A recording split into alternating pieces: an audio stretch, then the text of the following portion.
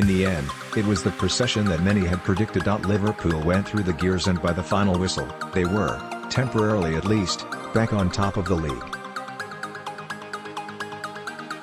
If you think it was straightforward, however, you should think again. The game, and, potentially, the season, changed for the hapless Slavisa Jokanovic during 14 chaotic seconds in the first half that must have left Fulham's manager wondering if he is cursed.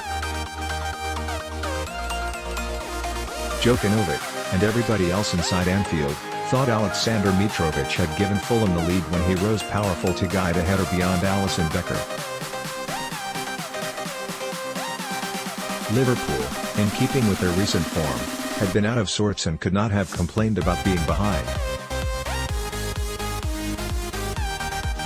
But as Mitrovic hoisted his arms up to celebrate, assistant referee Adrian Holmes had spotted an offside and hoisted up his flag. While Mitrovic looked over in bewilderment, Alisson fizzed a quick free kick to Trent Alexander-Arnold, and he in turn set Mohamed Salah galloping away. Salah did what Salah does and rolled a left-foot finish beyond Sergio Rico.The. The passage of play happened so quickly that you found yourself looking at the match officials and the giant scoreboard for reassurance that it was actually real. Confirmation that Fulham had fallen behind, though, was most evident in the actions of the raging Jokanovic, who erupted in arm-waving fury at the fourth official Chris Kavanagh. A manager in his perilous position needs the big calls to go his way, so his anger was understandable. Holmes' decision could have gone in either direction. Mitrovic, certainly, appeared onside, but a couple of his teammates seemed marginally offside. Equally, the ball looked to be moving when Alisson launched the decisive counterattack. A part of the body that can score a goal only needs to be in an offside position, and in this case, Aleksandar Mitrovic is marginally off. His side and shoulder are behind the last defender, so that was the right call from the assistant. However, when Liverpool goalkeeper Alisson takes the free kick, the ball is moving and therefore it is illegal. A retake should have been given by referee Paul Tierney.Instead, play was allowed to carry on and Fulham were punished. After his header, Mitrovic started his celebration too. In situations when a tight offside has been given and a team is celebrating, usually the referee will delay the match to make sure all players are ready for the retake. On this occasion, Tierney didn't and Liverpool capitalised. You can understand, then, why Jokanovic reacted as he did. Fulham had more than held their own in the opening 45 minutes and should have been in front when Ryan Sessegnon found himself bearing down on the Kop goal with only Alisson to beat.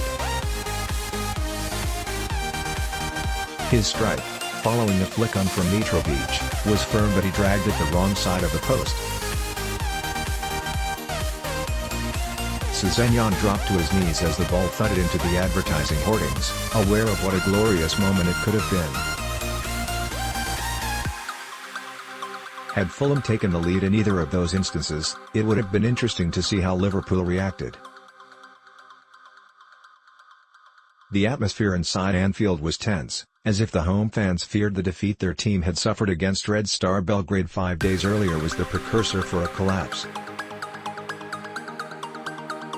Instead, however, Liverpool took advantage of their reprieve, and Klopp will certainly have been heartened at the way Salah streaked clear of a posse of white shirts to finish with aplomb. The poise, the control and the finish are what we have come to expect. Klopp will also have been pleased with the impact of Xherdan Shaqiri, whose will-o'-the-wisp runs and close control made him the man most likely to create something for Liverpool.